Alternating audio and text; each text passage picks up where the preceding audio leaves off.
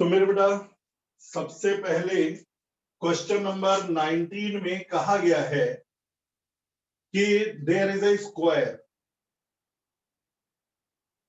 इस स्क्वायर पर दो कॉर्नर हैं ए और बी, सेंटर पर चार्ज रखा है 500 माइक्रोकूलम। अब ये कह रहे हैं वर्क डन बताइए 10 माइक्रोकूलम चार्ज को, जिसे मैं क्यू डैश बोलूंगा, इसे क्यू बोल दिया, क्यू डैश, 10 माइक्रोकूलम चार्ज को ए से बी तक ले जाने का वर्क, डायगनली अपोजिट। फिर चाहे रास्ता ये ले जाओ या यहां से ले जाओ या यहां से, फर्क नहीं पड़ता। मेरी एक बात ध्यान से सुनना, वर्क डन होता है किसी चार्ज को ले जाने का वर्क होता है क्यूवी, लेकिन जो वी है that is not potential, V is the potential difference. Potential difference यानी दो पोटेंशियल का अंतर। V B minus V A, भाई जहां से ले गए वो वी ए है, वहां का पोटेंशियल, जहां पर ले गए वहां का पोटेंशियल है वीबी। और हमेशा चेंज जब निकालते हैं तो फाइनल माइनस इनिशियल करते हैं। जब भी चेंज निकालोगे बेटा फाइनल माइनस इनिशियल करोगे। फाइनल मतलब जहां पहुंचा वहां का पोटेंशियल पहले और जहां से चला वहां का पोटेंशियल बाद में। क्यू कौन सा लेते हैं? तो जवाब है क्यूवी में क्यू वो चार्ज होता है जो चला। यहां क्यू डैश चला तो क्यू डैश इंटू वी। अब इसके बाद क्यू डैश इंटू वीबी का formula 1/4 pi epsilon not Q upon R. R गौर से समझना, गौर से, यहां कौन सा चार्ज लेंगे ये बातें ध्यान रखने की है। यहां पर पोटेंशियल निकालते समय वो चार्ज लेंगे जो रुका रहा, रुका रहा है क्यू अपॉन आर। आर क्या होती है? जो रुका रहा वहां से बी पॉइंट की डिस्टेंस रख दो, तो बी पॉइंट की डिस्टेंस को मैं आर मान लेता हूं, Q upon R, minus VA. VA का फॉर्मूला भी 1/4 pi epsilon not Q upon R, क्योंकि यहां चार्ज वही लेना है जो रुका रहा और डिस्टेंस चार्ज से पॉइंट की लेनी है और वो भी आर है, वो भी आर है क्योंकि सेंटर से यहां तक आर, तो सेंटर से यहां तक आर। गौर से समझ गए? W is equal to QV में जो पहला क्यू है वो चार्ज है जो मूव करेगा। ये बातें कंफ्यूजन कर देती हैं बाद में, नहीं तो ये वो चार्ज है जो मूव करेगा। V है VB माइनस VA। VB निकालते समय 1/4 pi epsilon not Q upon R लगाओगे और जब 1/4 pi epsilon not Q upon R लगाओगे उसमें वो क्यू रखोगे जो रुका रहा। कौन सा क्यू रखोगे? जो रुका रहा। और आर क्या लोगे? रुके हुए चार्ज से दिए गए पॉइंट की डिस्टेंस, यानी यदि आप VB निकाल रहे हो तो रुके हुए चार्ज से B पॉइंट की डिस्टेंस, और जब VA निकाल रहे हो तो रुके हुए चार्ज से A पॉइंट की डिस्टेंस। इस क्वेश्चन में दोनों ही बराबर है, तो ये तो आंसर 0 आ गया, क्योंकि ब्रैकेट में दोनों सेम चीजें हैं जो सब्ट्रैक्ट होनी है, तो 0 इंटू एवरीथिंग इज 0, तो वर्क डन विल बी 0। अगला क्वेश्चन, क्वेश्चन नंबर 20 में कह रहे हैं कि दो चार्ज है Q1 और Q2 और वहां इलेक्ट्रिक लाइंस दिखाई गई हैं। ये इलेक्ट्रिक लाइन, ये इलेक्ट्रिक लाइन, ये इलेक्ट्रिक लाइन, ये इलेक्ट्रिक लाइन, ये इलेक्ट्रिक लाइन और ये इलेक्ट्रिक लाइन। अब हमसे पूछ रहे हैं कि what are the science of Q1 and Q2। Q1 और Q2 पॉजिटिव है या नेगेटिव? तो ये वाला पॉजिटिव चार्ज है क्योंकि इलेक्ट्रिक लाइंस हमेशा पॉजिटिव चार्ज से अवे जाती हैं, और ये वाला नेगेटिव चार्ज है क्योंकि इलेक्ट्रिक लाइंस हमेशा नेगेटिव चार्ज के टुवर्ड आती है। तो आप क्या लिखोगे बेटा? Q1 is negative, Q2 is positive. अगला क्वेश्चन, क्वेश्चन नंबर 21, कोई ऐसा सिस्टम बताओ जहां R इज इक्वल टू 1, 2 और 3 पर इलेक्ट्रिक फील्ड का रेशियो हो 1:1/8:1/27, ऐसा सिस्टम बताओ कि चार्ज से 1 सेंटीमीटर दूर यदि इलेक्ट्रिक फील्ड है 1, तो 2 सेंटीमीटर दूर इलेक्ट्रिक फील्ड है 1/8 और 3 सेंटीमीटर दूर इलेक्ट्रिक फील्ड है 1/27। ये बात मैंने लास्ट न्यूमेरिकल्स के टाइम भी बताई थी। मेरे बेटा यहां पर electric field inversely proportional to R cube दिख रहा है। जब आर है 1 तो 1/1 क्यूब इज 1, आर है 2 तो 1/2 क्यूब इज 8, आर है 3 तो 1/3 क्यूब इज 27, यानी ई प्रोपोर्शनल टू 1/r क्यूब कहां होता है ये बताना है। और ई प्रोपोर्शनल टू 1/r क्यूब होता है डाइपोल के एक्सियल और इक्वेटोरियल लाइन पर। यदि आप लिख के आए डाइपोल के एक्सियल और इक्वेटोरियल लाइन पर तो नंबर कट सकते हैं। अब कई बच्चे कहेंगे क्यों? शॉर्ट डाइपोल के याद करिए एक्सियल में असली फॉर्मूला क्या आया था, 1/4πε0 2πr/r² माइनस l स्क्वायर का होल स्क्वायर, ये था फॉर्मूला बड़े डाइपोल के लिए। लेकिन शॉर्ट डाइपोल के लिए जब l नेग्लेक्ट कर दिया तो 1/4πε0 2p/r³ आया था, तब था E proportional to 1/r cube. इसी तरह से इक्वेटोरियल लाइन पर इलेक्ट्रिक फील्ड का फॉर्मूला क्या आया था, 1/4πε0 p/r² प्लस l स्क्वायर की पावर 3/2। लेकिन जब शॉर्ट डाइपोल लिया था और l को इग्नोर मार दिया था तब आया था 1/4πε0 p/r³। मतलब क्या है? मतलब यह है कि आपको लिखना पड़ेगा शॉर्ट डाइपोल के एक्सियल और इक्वेटोरियल लाइन में से कोई सा है ये, जहां E प्रोपोर्शनल टू 1/r³ होता है। तो मेरे ख्याल में ये वाला समझ में आ गया होगा। मतलब बारीक से बारीक बात का ध्यान रखना, ऐसा नहीं है कि बस आंसर लिख के आ गए कि डाइपोल है। अरे डाइपोल भी तो दो तरह के होते हैं ना, शॉर्ट डाइपोल और बिग डाइपोल। तो बिग डाइपोल के केस में नहीं होता है E proportional to 1/r³, short dipole के केस में होता है जब डाइपोल की लेंथ बहुत कम होती है। अगला क्वेश्चन मेरे बेटा, नेक्स्ट न्यूमेरिकल क्वेश्चन नंबर 22।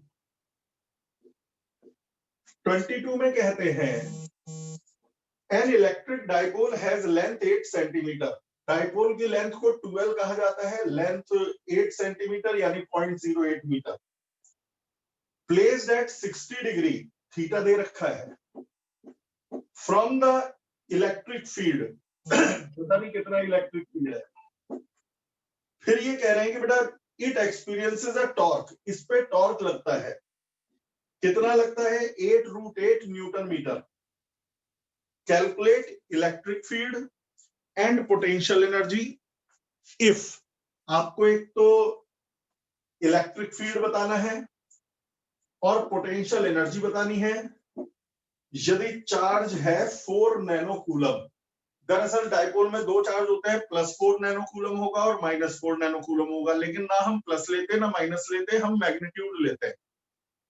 तो पहला पार्ट टॉर्क का फॉर्मूला लगेगा PE sin थीटा, जिसमें P होता है बेटा Q into 2L into E sin theta. अब आप यदि देखेंगे तो टॉर्क इज गिवन, Q और 2L गिवन है, थीटा गिवन है, E निकालना है तो पहले E निकल जाएगा। दूसरा पोटेंशियल एनर्जी डाइपोल की होती है -PE cos थीटा, मैं पहले ही P की जगह Q इंटू 2L लिख देता हूं। अब E फर्स्ट पार्ट से आ जाएगा तो यहां रख देना, Q 2L और थीटा गिवन है तो Q 2L और थीटा रख देना और आपको आंसर मिल जाएगा। अगला question, question number 23। Figure shows field line due to negative point charge. यहां पर एक फिगर दी हुई है माइनस, जिसमें इलेक्ट्रिक फील्ड लाइंस को दिखाया गया है, इलेक्ट्रिक फील्ड लाइंस को दिखाया गया है और यहां दो पॉइंट बने हुए हैं A और बी। अब ये कहते हैं क्वेश्चन में कि figure shows electric field lines due to negative point charge give the sign of potential energy difference of a small negative charge between A and B. यदि मैं नेगेटिव चार्ज को ए पर और बी पर रखूं तो जो पोटेंशियल एनर्जी का डिफरेंस होगा, गौर से सुन लो, मैं दूसरे नेगेटिव चार्ज को ए पर रखूं तो इन दोनों की कुछ तो पोटेंशियल एनर्जी होगी, फिर दूसरे नेगेटिव चार्ज को बी पर रखूं, कुछ तो पोटेंशियल एनर्जी होगी। उन दोनों पोटेंशियल एनर्जी का डिफरेंस जो होगा वो पॉजिटिव होगा या नेगेटिव होगा। मेरे बेटा पोटेंशियल एनर्जी डिफरेंस यानी ए और बी पर पोटेंशियल एनर्जी का डिफरेंस, ए पर पोटेंशियल एनर्जी क्या होगी, 1/4 pi epsilon not Q Q dash upon R A. अभी पूरा समझाऊंगा। 1/4 pi epsilon not Q Q dash upon R B. फिर मैं पॉजिटिव चार्ज से भी समझाऊंगा। ये बताओ, जब मेरा चार्ज नेगेटिव, दूसरा नेगेटिव चार्ज ए पर है, बी को भूल जाओ, और एक नेगेटिव चार्ज यहां है, तो क्यू भी नेगेटिव, क्यू डैश भी नेगेटिव, तो क्यू भी नेगेटिव, क्यू डैश भी नेगेटिव, तो न्यूमरेटर पॉजिटिव आ गया। ये भी पॉजिटिव है, ये भी पॉजिटिव है, और क्यू क्यू डैश भी पॉजिटिव है। अब आर ए और आर बी डिसाइड करेंगे। आर ए यानी ए से चार्ज की डिस्टेंस कम है, और आर बी, बी से चार्ज की डिस्टेंस ज्यादा है। आर ए कम है, आर बी ज्यादा है, डिनोमिनेटर कम है, तो इसकी न्यूमेरिकल वैल्यू लार्ज आएगी। और आर बी ज्यादा है, डिनोमिनेटर ज्यादा है, तो इसकी न्यूमेरिकल वैल्यू स्मॉल आएगी। और क्योंकि ये लार्ज आएगा, ये स्मॉल आएगा, तो लार्ज में से स्मॉल को माइनस करके, लार्ज में से स्मॉल को माइनस करके आपको पॉजिटिव रिजल्ट मिलेगा। तो आप लिखते आओगे पीए माइनस पीबी इज पॉजिटिव। यदि कहते हैं पीबी माइनस पीए, पीबी माइनस पीए, वो नेगेटिव आएगा। पीए माइनस पीबी पॉजिटिव आ रहा है, तो पीबी माइनस पीए नेगेटिव आएगा। अच्छा, अब यदि यहां पर पॉजिटिव चार्ज होता और ये नेगेटिव होते, तो तुम्हें मालूम है क्यू क्यू डैश का प्रोडक्ट नेगेटिव हो जाता। क्यू पॉजिटिव है, क्यू डैश नेगेटिव है। यदि ये पॉजिटिव है, ये नेगेटिव है, तो इनका प्रोडक्ट नेगेटिव हो जाता। न्यूमेरिकल वैल्यू तो इसकी लार्ज रहती, न्यूमेरिकल वैल्यू इसकी स्मॉल होती, लेकिन बाहर नेगेटिव साइन और आ जाता। ध्यान से समझ लो, न्यूमेरिकल वैल्यू तो इसकी लार्ज होती और इसकी न्यूमेरिकल वैल्यू स्मॉल होती। ये लार्ज है, ये स्मॉल है न्यूमेरिकली, लेकिन माइनस साइन आ गया। अब यदि ये माइनस साइन आ गया तो माइनस तो लार्ज वाला है और माइनस माइनस प्लस स्मॉल वाला है, तो बचा क्या, स्मॉल न्यूमेरिकल वैल्यू तो पॉजिटिव है और लार्ज न्यूमेरिकल वैल्यू नेगेटिव है। यदि स्मॉल में से लार्ज को माइनस करोगे तो नेगेटिव आंसर आएगा, लार्ज में से स्मॉल को माइनस करोगे तो नेगेटिव आंसर आएगा। ठीक है बेटा, तो वीडियो दोबारा देखना, सोचने का तरीका डेवलप करना है, ना कि क्वेश्चन रखना है। एक बात याद रखो, बोर्ड एग्जाम में जरूरी नहीं वही न्यूमेरिकल आए जो आपने अब तक पढ़े हैं, लेकिन उन्हीं कंसेप्ट पर न्यूमेरिकल आएंगे, ये गारंटी है। जो कंसेप्ट आपने पढ़े हैं न्यूमेरिकल उन्हीं पे आएंगे, लेकिन जरूरी नहीं कि वही डिजिट आए, वही वो आए। तो आपको कंसेप्ट ज्यादा से ज्यादा समझने हैं कि जैसे पोटेंशियल एनर्जी का डिफरेंस निकलवाया तो कैसे आएगा। अगला numerical, question number 24। Question number 24 में कह रहे हैं स्फेरिकल कंडक्टिंग शेल। ये एक शेल है, यहां मटेरियल है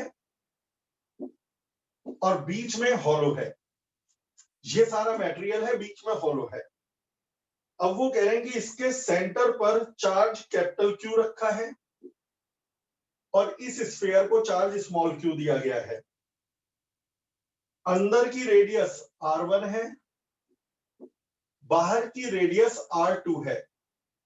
तो इनर सरफेस पर पहला पार्ट और आउटर सरफेस पर सरफेस चार्ज डेंसिटी बताइए।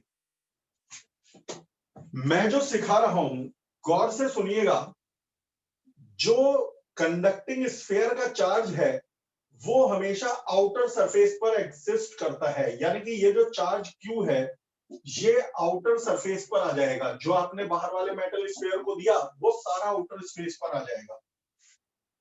अब इस Q जो अंदर रखा है इससे क्या होगा, ये Q इसके अंदर फ्री इलेक्ट्रॉन्स जो होंगे, मेटल है ना, फ्री इलेक्ट्रॉन्स को अट्रैक्ट करेगा। जब ये इलेक्ट्रॉन्स को अट्रैक्ट करेगा तो इनर सरफेस पर नेगेटिव चार्ज आ जाएगा और आउटर सरफेस पर पॉजिटिव आ जाएगा। इलेक्ट्रॉन बाहर से अंदर जाएंगे तो अंदर नेगेटिव और बाहर पॉजिटिव। अंदर आ जाएगा -Q और बाहर आ जाएगा +Q ड्यू टू इंडक्शन। इसे बोलते हैं इंडक्शन से। यानी इस कैपिटल Q ने इनर सरफेस पर -Q डेवलप कर दिया और आउटर सरफेस पर +Q डेवलप कर दिया। अब आउटर सरफेस पर स्मॉल q पहले से था तो आउटर सरफेस पर total charge q plus small q हो गया। अब मुझसे कोई पूछे इनर सरफेस पर कितना चार्ज है तो जवाब है इंडक्शन के कारण -q। आउटर सरफेस पर कितना चार्ज है, इंडक्शन के कारण +q और ऑलरेडी दिया हुआ स्मॉल q, तो आउटर पे टोटल चार्ज है q प्लस q। अब इनर सरफेस की charge density of inner surface, charge density होती है चार्ज अपॉन एरिया। तो इनर का चार्ज है -q और एरिया है 4πr1²। फिर वो कहते हैं आउटर सरफेस की चार्ज डेंसिटी, तो आउटर सरफेस की चार्ज डेंसिटी, आउटर सरफेस का चार्ज q प्लस q और आउटर सरफेस का एरिया 4πr2²। ये तो हो गया पहला पार्ट। अब दूसरा पार्ट, इन्होंने एक पार्ट पूछा है, मैं तीन पार्ट कराऊंगा। वो कह रहे हैं सेंटर से x डिस्टेंस पर फील्ड बताओ जहां x मोर देन r2 है। लेकिन मैं 3 केस पर आऊंगा, मैं यहां भी फील्ड बताऊंगा, यहां भी फील्ड बताऊंगा और यहां भी फील्ड बताऊंगा गॉस थ्योरम से। तो पहले तो वही बता दे जहां शीट में पूछा है। आपको यहां इलेक्ट्रिक फील्ड निकालना है तो यहां गॉसियन सरफेस बना दो। लिख देना कि let us consider imaginary Gaussian sphere at the given point. अब इस स्फीयर पे गॉस थ्योरम लगाओ तो इंटीग्रल E ds, स्फीयर के केस में थीटा 0 होता है तो E ds cos 0 1 होता है। स्फीयर के केस में हमेशा थीटा 0 आएगा। क्यों आएगा वो आप वीडियो में पढ़ चुके होंगे डेरिवेशन के समय। Integral E ds is equal to q upon epsilon naught. अब q क्या है, इसके अंदर का चार्ज। इस डॉटेड स्फीयर के अंदर कौन सा चार्ज है, +q है, -q है, q प्लस q है। तो तीनों को जोड़ दो, +q -q +q -q +q -q q+q। ये चार्ज है टोटल इस डॉटेड स्फीयर के अंदर अपॉन एप्सिलॉन नॉट। तो q में से तो q कट गया तो q plus q upon epsilon not. E बाहर आ गया, इंटीग्रल ds यानी पूरा सरफेस, इस डॉटेड सरफेस का एरिया है 4πx², क्योंकि ये x रेडियस का है। तो इलेक्ट्रिक फील्ड आ जाएगा q plus q divided by 4πx² epsilon not. ये तो हो गया आउटसाइड यानी यहां पर। अब आता है दूसरा पार्ट। यदि आपको फील्ड निकालना पड़ता, यहां नहीं, आपको फील्ड निकालना पड़ता यहां पर, है सेंटर से डिस्टेंस x। अब यहां फील्ड निकालना है तो यहां गॉसियन सरफेस बनाओ, गॉसियन स्फीयर, और इस पे गॉस थ्योरम लगाओ। रिक्वायर्ड लैंग्वेज लिख लेना, integral E ds cos theta भी होता है लेकिन थीटा 0 है। Integral E ds is equal to q upon epsilon naught. अब q क्या है, इस डॉटेड स्फीयर के अंदर का चार्ज। अब डॉटेड स्फीयर के अंदर -q है +q है, तो q - q upon epsilon naught. तो राइट साइड तो 0 हो गई, ई कांस्टेंट है, बाहर आ गया। इंटीग्रल ds डॉटेड स्फीयर या गॉसियन स्फीयर का एरिया 4πx²। इसे सॉल्व करेंगे तो E 0 आ जाएगा, यानी यहां पर इलेक्ट्रिक फील्ड 0 है। वैसे भी आपने पढ़ा होगा किसी भी कंडक्टर के अंदर इलेक्ट्रिक फील्ड 0 होता है। तो ये मेटल के अंदर है, मेटल के अंदर हमेशा हमेशा हमेशा इलेक्ट्रिक फील्ड 0 रहेगा। तीसरा, यदि यहां भी ना पूछ के वो कहते हैं इलेक्ट्रिक फील्ड यहां बताओ खाली कैविटी में, तो यहां गॉसियन स्फीयर बनाता और उस पे गॉस थ्योरम लगाता।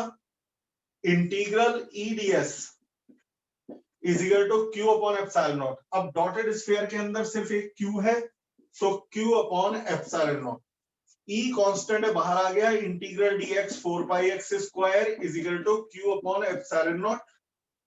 तो ई की वैल्यू हो जाएगी Q upon 4πx² epsilon naught. तो मैंने एक पार्ट, उन्होंने बस ये पूछा था, मैंने तीनों पार्ट बता दिए कि फील्ड यहां पूछे, यहां पूछे या यहां पूछे। जहां फील्ड पूछे वहीं पे गॉसियन स्फीयर बनाओ और उस गॉसियन स्फीयर के अंदर के चार्ज को कंसीडर करो। गॉसियन स्फीयर के अंदर के चार्ज को कंसीडर करो। अगला,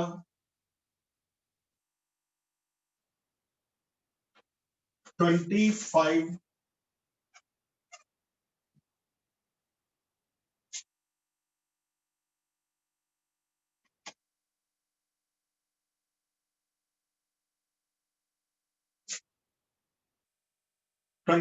न्यूमेरिकल में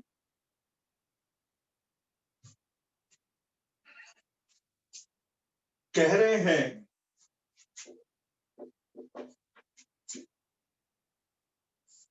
टू यूनिफॉर्मली चार्ज प्लेट। बेटा दो यूनिफॉर्मली चार्ज प्लेट हैं, प्लस और प्लस।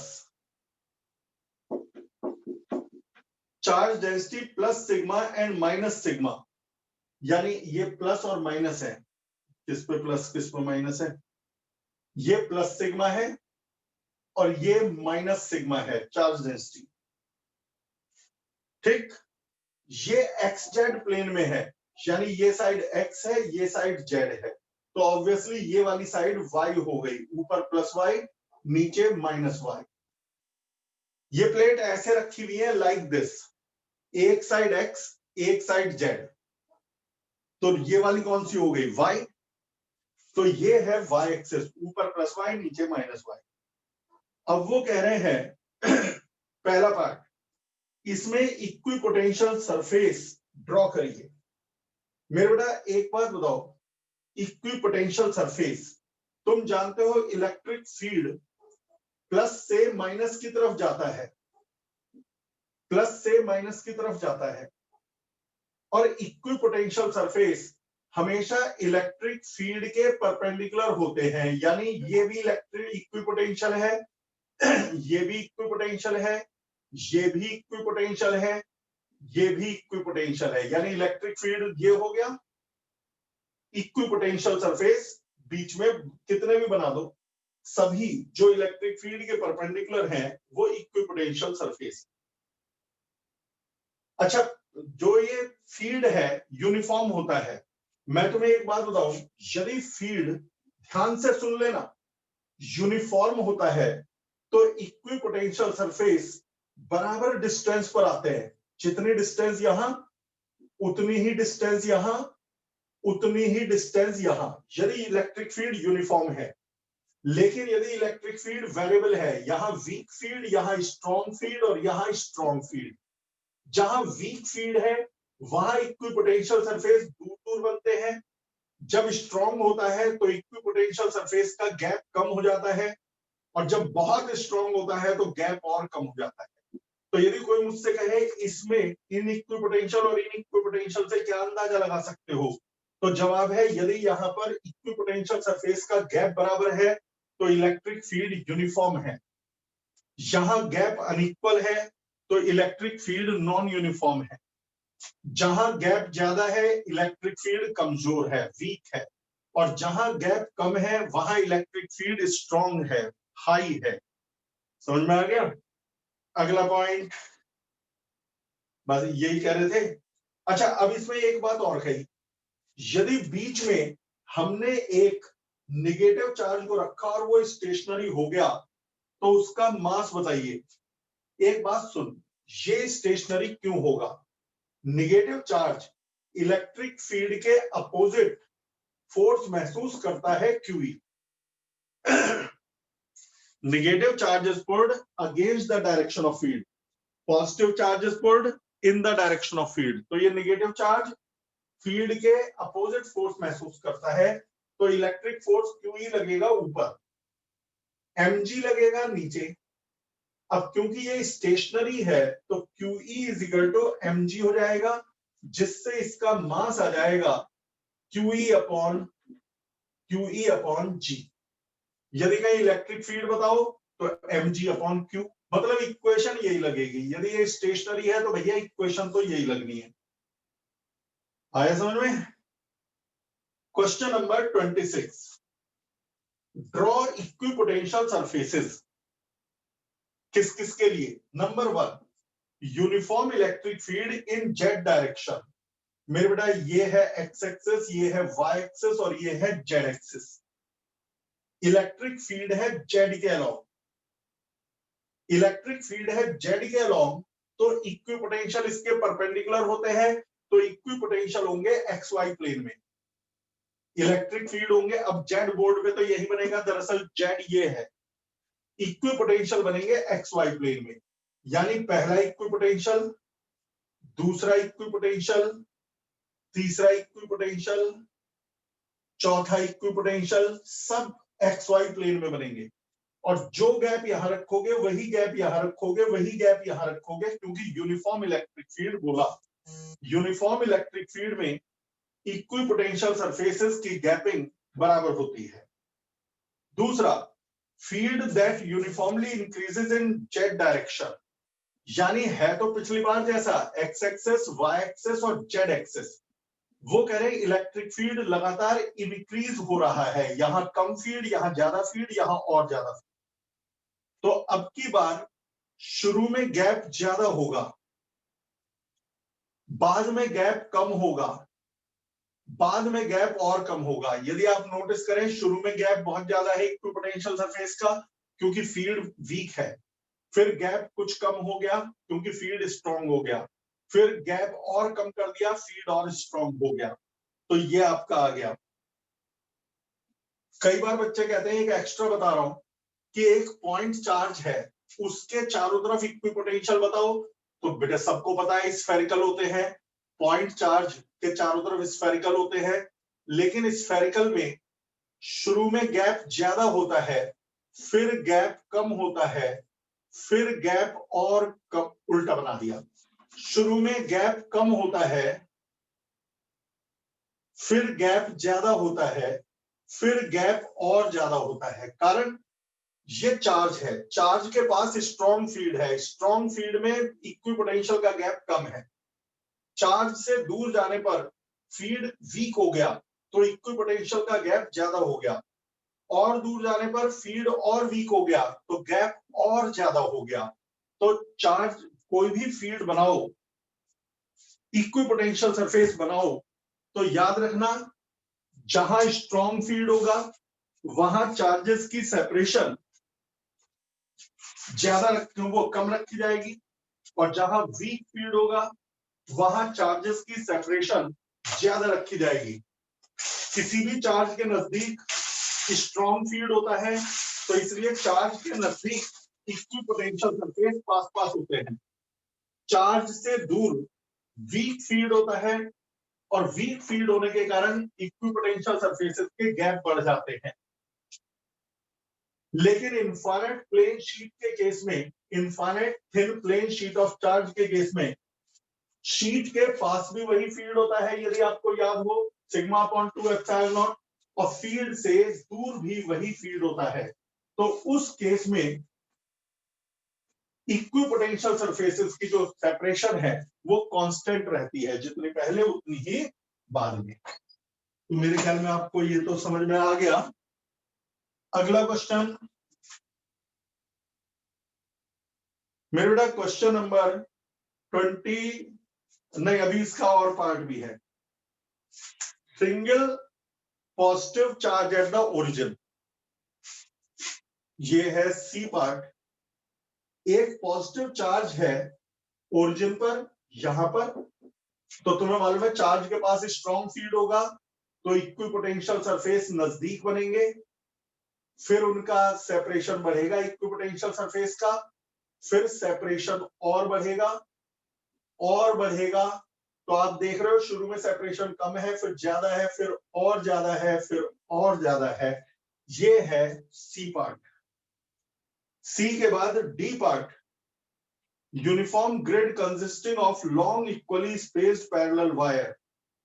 मेरे क्या बेटा, एक वायर यहां, एक वायर यहां, एक वायर यहां, एक वायर, पहला वायर, दूसरा वायर, तीसरा वायर, चौथा वायर।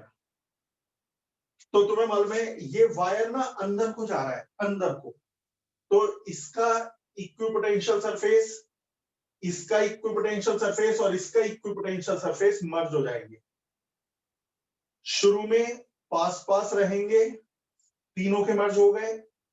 बाद में जाने के बाद सेपरेशन कुछ बढ़ेगी और सेपरेशन बढ़ेगी और बाद में फ्लैट हो जाएंगे, बाद में फ्लैट हो जाएंगे। इस ग्रिड का इलेक्ट्रिक फील्ड बाद में जाकर के प्लेन इक्विपोटेंशियल सरफेस बना देता है। ये वायर ऐसे हैं, यदि आपसे समझ पाओ 3D, ये तो वैसे फोन है नहीं लेकिन आप समझ पाओ, पहला वायर तो उसका सिलेंड्रिकल स्फेरिकल सरफेस होगा इक्विपोटेंशियल सरफेस, उसके नीचे दूसरा वायर, उसका भी सिलेंड्रिकल इक्विपोटेंशियल सरफेस होगा। अब मान लो ये भी 10 वोल्ट का इक्विपोटेंशियल है, ये भी 10 वोल्ट का इक्विपोटेंशियल है, तो दोनों जुड़ जाएंगे क्योंकि यहां से यहां तक 10 वोल्ट है, और ऐसे ही तीसरे का, तो ये जुड़ गए। फिर ये 10 वोल्ट का था, ये 6 वोल्ट का है, 6 वोल्ट वाला भी जुड़ गया। अगला 2 वोल्ट का है, वो भी जुड़ गया। लेकिन ये फ्लैट होते चले गए और लास्ट में हमें मिलती है बिल्कुल प्लेन इक्विपोटेंशियल सरफेस। इसके बाद आया है प्रूफ गॉस थ्योरम। ये वीडियो में करवा चुका हूं, शीट में मैंने लिख भी दिया है, आप शीट से पढ़ के देख लीजिएगा। यदि आपको समझ में ना आए तो मुझे बता दीजिएगा, मैं इसका डेरिवेशन लाइव क्लास में फिर से करवा दूंगा। फिलहाल कल अगली शीट शुरू होगी इंपॉर्टेंट न्यूमेरिकल की, और जैसे कि हर बार कहता हूं, आप अपने पास से भी डाउट भेज सकते हैं, जरूरी नहीं कि मैं जो दूंगा वही करने हैं। वो बात अलग है, मैं इंपॉर्टेंट काफी कैटेगरी ले आऊंगा, लेकिन आप भी भेजोगे तो उसे भी डाउट सेशन में कंसीडर करा जाएगा। तो चलिए अभी के लिए इतना ही। अब मैं थ्योरी की वीडियो भेज रहा हूँ 5 मिनट के अंदर। संडे टेस्ट है, अभी बताता हूँ, मैं पहले रिकॉर्डिंग बंद कर दूं बेटा।